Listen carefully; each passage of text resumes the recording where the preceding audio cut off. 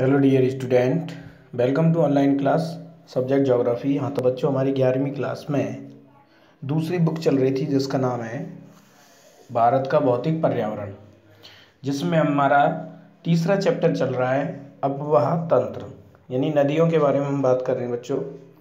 और इसमें हमने कल बताया था नदी द्रोणी और जल संवर क्षेत्र, और उसके आधार पर नदी द्रोणियों को 3 भागों में बांटा गया है। इसके बाद में हमने यहाँ छोड़ दिया था किसी कारणवश, तो आगे हम चलते हैं आज इसमें। देखिए बच्चों कि भारत की नर्मदा और तापी यानी ताप्ती 2 बड़ी नदियाँ इसका अपवाद है। अपवाद किसका है कि ज़्यादातर जो नदियाँ हैं भारत की वो बंगाल की खाड़ी में अपना जल गिराती हैं, लेकिन कुछ ऐसी नदियाँ हैं जो अरब सागर में गिराती हैं। तो ये 2 नदियाँ हैं ज़्यादातर, नर्मदा और तापी, जो बंगाल की खाड़ी में अपना जल ना गिरा करके अरब सागर में गिराती हैं। ये और अनेक छोटी नदियाँ अपना जल अरब सागर में विसर्जित करती हैं, क्योंकि अरब सागर वाला जो एरिया है बच्चों वो बंगाल की खाड़ी के एरिया से ऊंचा है, इसलिए ज़्यादातर जो जल का ढाल है वह बंगाल की खाड़ी की तरफ ज़्यादा है। तो ये 2 नदियाँ ऐसी हैं जो बंगाल की खाड़ी में ना गिर करके अरब सागर में गिरती हैं। पश्चिमी तटीय क्षेत्र में कोंकण से मालाबार तट तक बहने वाली नदियों के नाम बताएं। ये हम बता देंगे, छोटी छोटी नदियाँ हैं इसमें बहुत सारी। उद्गम के प्रकार, नदी कहाँ से उद्गम हो रही है, किस तरीके से इसका जल आता है, कहाँ से आता है। प्रकृति और विशेषताओं के आधार पर भारतीय अववाह तंत्र को हिमालयी अववाह तंत्र और प्रायद्वीपीय अववाह तंत्र में विभाजित किया जाता है। यानी एक तो हिमालय से निकलने वाली नदियाँ और एक है प्रायद्वीपीय पठार से निकलने वाली नदियाँ। यद्यपि इस विभाजन योजना में चंबल, बेतवा, सोन आदि नदियों के वर्गीकरण में समस्या उत्पन्न होती है, क्योंकि उत्पत्ति व आयु में ये हिमालय से निकलने वाली नदियों से पुरानी है। चंबल नदी जो है हिमालय से निकलने वाली नदियों से काफ़ी पुरानी है, फिर भी यह अववाह तंत्र वर्गीकरण का सर्वाधिक मान्य आधार है। इस पुस्तक में इसी का अनुसरण किया गया है। तो देखिए, सबसे पहले भारत की अववाह तंत्र के बारे में बात करते हैं। भारतीय अववाह तंत्र में अनेक छोटी छोटी नदियाँ शामिल हैं। ये 3 बड़ी भूआकृतिक इकाइयों की उद्विकास प्रक्रिया तथा वर्षण की प्रकृति के व लक्षणों के परिणाम स्वरूप उत्पन्न हुई हैं। कहने का मतलब ये है कि हमारे भारतीय अववाह तंत्र में अनेक छोटी बड़ी नदियाँ हैं। ये 3 बड़ी भूआकृतिक इकाइयाँ जो हैं उनकी उद्विकास प्रक्रिया, उद्विकास का मतलब होता है उनका जन्म, और वर्षण की प्रकृति यानी वर्षा की प्रकृति और लक्षणों के परिणाम स्वरूप ये 3 अववाह तंत्र विकसित हुए हैं। सबसे पहला है हिमालयी अववाह, यानी हिमालय से बहने वाली नदियाँ। देखिए बच्चों, हिमालयी अववाह तंत्र भूगर्भिक इतिहास के एक लंबे दौर में विकसित हुआ। भूगर्भिक इतिहास की बात करें, इसमें मुख्यतः गंगा, सिंधु व ब्रह्मपुत्र नदी द्रोणियाँ शामिल हैं। मुख्यतः 3 नदियाँ जो द्रोणी हैं, गंगा, सिंधु और ब्रह्मपुत्र, और उनकी सहायक नदियाँ हैं बहुत। यहाँ की ये नदियाँ जो हैं हिमालय की, ये 12 मासी हैं, 12 महीने बहती हैं, क्योंकि ये बर्फ पिघलने व वर्षण यानी वर्षा दोनों पर निर्भर है।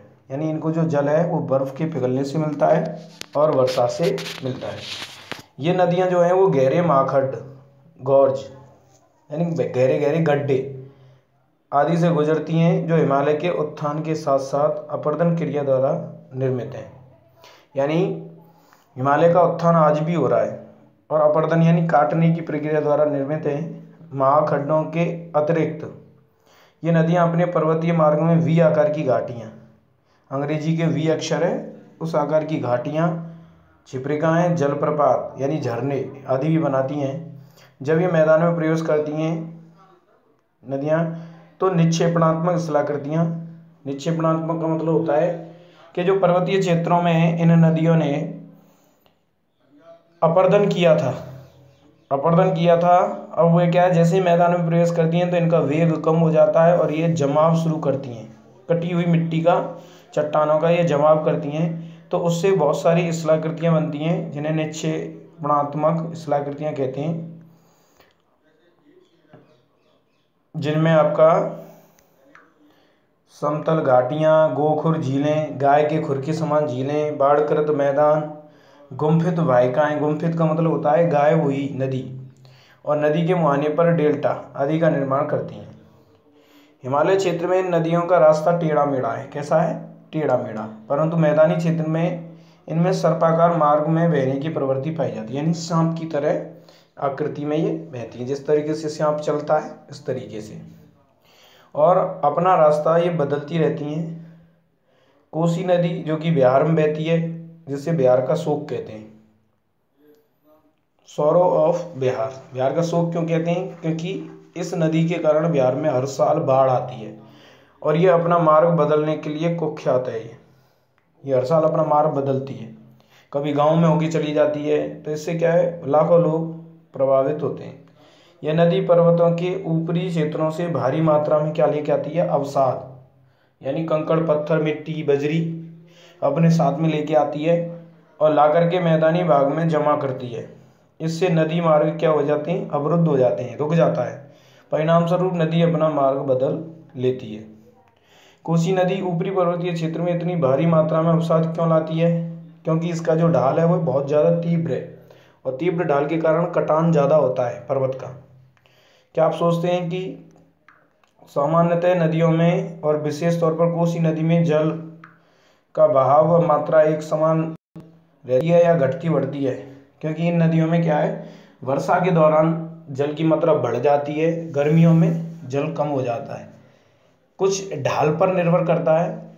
अगर कोई नदी उच्च ढाल से निकलती है और उसका ढाल तीव्र है तो कटाव ज़्यादा करती है, और जो नदियाँ कम ऊंचे ढाल पर निकलती हैं उनका कटाव कम होता है। नदी में कब जल की मात्रा अत्यधिक होती है? यानी वर्षा ऋतु में। बाढ़ के सकारात्मक व नकारात्मक प्रभाव क्या है? बाढ़ के सकारात्मक प्रभाव में तो ये है कि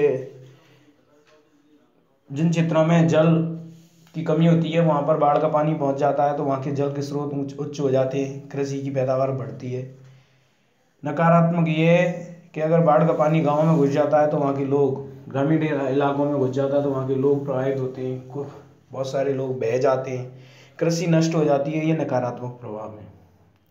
अब आता है हिमालय पर्वतीय अववाह तंत्र का विकास, कि ये हिमालय पर्वतीय अववाह तंत्र है, उसका विकास किस तरीके से हुआ, कारण क्या था? तो देखिए बच्चों, हिमालय पर्वतीय नदियों के विकास के बारे में मतभेद है, यानी कुछ विद्वानों में मतभेद है। यद्यपि भूवैज्ञानिक मानते हैं कि मायोसीन कल्प में, मायोसीन कल्प यानी समय है जिसकी अवधि जो है वो 2.4 करोड़ से 50 लाख वर्ष पहले एक विशाल नदी थी जिसे शिवालिक या इंडो ब्रह्म कहा गया है। पहले एक नदी होती थी जो शिवालिक या इंडो ब्रह्म कहा गया है। हिमालय के संपूर्ण अनुदैर्ध्य विस्तार के साथ असम से पंजाब तक बहती थी ये नदी, इंडो ब्रह्म नदी या शिवालिक नदी। इन पंजाब से असम या असम से पंजाब की तरफ बहती थी, और अंत में निचले पंजाब के पास सिंध की खाड़ी में अपना पानी विसर्जित करती थी। भूवैज्ञानिक काल मापक्रम के लिए भौतिक भूगोल के आधार 2006 नामक पुस्तक का अध्ययन करेंगे इसमें, और अध्याय 2 में दिया गया है। तो शिवालिक पहाड़ियों की असाधारण निरंतरता, शिवालिक पहाड़ियों की जो साधारण नहीं है यानी कठिन है, निरंतरता, इनका सरोवरी उद्गम और इनका जलोढ़ निक्षेप से बना होना।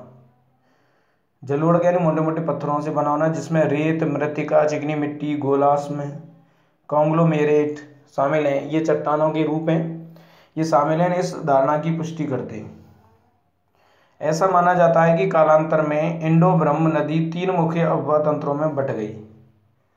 ऐसा वैज्ञानिक मानते हैं कि जो इंडो ब्रह्म नदी है ये 3 मुख्य अववाह तंत्रों में बट गई। पहला पश्चिम में सिंध और इसकी 5 सहायक नदियाँ, मध्य में गंगा और हिमालय से निकलने वाली इसकी सहायक नदियाँ, और पूर्व में ब्रह्मपुत्र का भाग व हिमालय से निकलने वाली इसकी सहायक नदियाँ 3 क्षेत्रों में बट गई। विशाल नदी का इस तरह विभाजन संभवतः प्लीस्टोसीन काल में हिमालय के पश्चिमी भाग में और पोटवार पठार दिल्ली रिज के उत्थान के कारण हुआ। यानी जो दिल्ली वाला भाग है ये उच्च हो गया, ऊंचा उठ गया, इसके कारण ये विभाजित हो गया।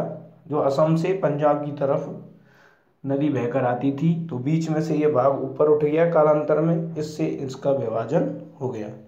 यह क्षेत्र सिंधु और गंगा अब्बा तंत्रों के बीच जल विभाजक बन गया। इसी प्रकार मध्य प्लीस्टोसीन काल, ये समय को नापने वाले काल हैं बच्चों, समय को बांट दिया गया है मतलब पढ़ने के लिए या समझने के लिए। तो प्लीस्टोसीन काल यानी जब प्लीस्टोसीन काल का बीच का समय चल रहा था तो उस समय राजमहल पहाड़ियाँ जहाँ पर संसद बना हुआ है और मेघालय पठार के मध्य स्थित मालदा गैप का अधोक्षेपण हुआ, जिसमें गंगा और ब्रह्मपुत्र नदी तंत्रों का दिक् परिवर्तन यानी दिशा परिवर्तन हुआ और ये बंगाल की खाड़ी की ओर प्रवाहित हुई। तो मालदा जो गैप है वह क्या हुआ, ऊपर उठ गया। इससे क्या हुआ, ये दोनों नदियाँ बंगाल की खाड़ी की ओर प्रवाहित होने लगी। हिमालयी अब्बा तंत्र की नदियों के बारे में बात करेंगे। देखिए हिमालयी अब्बा तंत्र की नदियाँ, हिमालयी अब्बा तंत्र में अनेक नदी तंत्र हैं मगर निम्नलिखित नदी तंत्र प्रमुख हैं, यानी इसमें सबसे ज़्यादा इम्पोर्टेंट ही बात होंगी। सबसे पहला है सिंधु नदी तंत्र। यह विश्व के सबसे बड़े नदी द्रोणियों में से एक है जिसका क्षेत्रफल 11,65,000 वर्ग किलोमीटर है। भारत में इसका क्षेत्रफल बच्चों 3,21,289 वर्ग किलोमीटर है सिंधु नदी का। इसकी कुल लंबाई की बात करें तो ये 2,880 किलोमीटर है और भारत में इसकी लंबाई 1,114 किलोमीटर है, यानी 1,114 किलोमीटर है। भारत में ये हिमालय की नदियों में सबसे पश्चिमी है। हिमालय की सबसे पश्चिमी नदी है ये सिंधु नदी। इसका उद्गम बताते हैं तिब्बत में कैलाश पर्वत श्रेणी में बोखरचू के निकट एक हिमनद है जिसकी अक्षांशीय स्थिति है 31 डिग्री देशांतरीय स्थिति 31 डिग्री 15 मिनट से 80 डिग्री 40 मिनट से होता है, जो कि 4,164 मीटर की ऊंचाई पर स्थित है। बोखरचू नाम की पर्वत श्रेणी कैलाश पर्वत श्रेणी में वहाँ से होता है। तिब्बत में इसे सिंगी खम्बान या शेरमुख कहते हैं।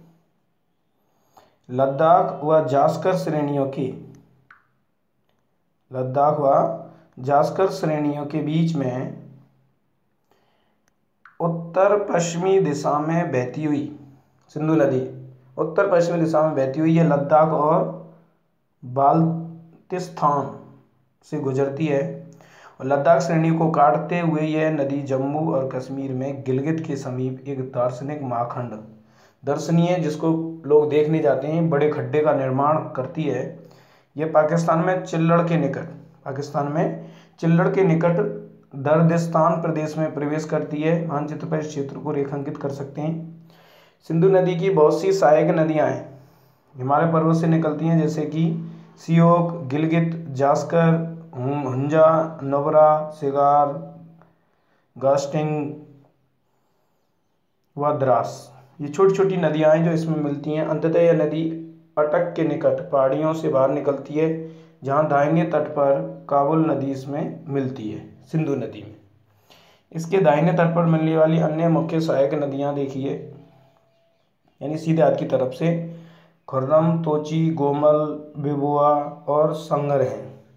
ये सभी नदियां सुलेमान श्रेणियों से निकली हैं और ये इसमें आकर के मिल जाती हैं। और सुलेमान श्रेणी कहाँ है? अफगानिस्तान। यह नदी दक्षिण की ओर बहती हुई मिथनकोट के निकट पंचनद का जल प्राप्त करती है। 5 नदियों का जल, ठीक है बच्चों, मिथनकोट के निकट। ये पंजाब की बात पाकिस्तान में पंचनद नाम पंजाब की 5 मुख्य नदियां हैं, सतलज, ब्यास, रावी, चेनाब और झेलम। ये 5 नदियां पंजाब में होकर के बहती हैं, इसलिए इसका नाम है पंजाब। अगर 2 नदियां हैं तो दोआब और 5 नदियां हैं तो पंजाब, इसलिए इसका नाम है पंजाब, जो पाकिस्तान में भी पंजाब है और भारत में भी है।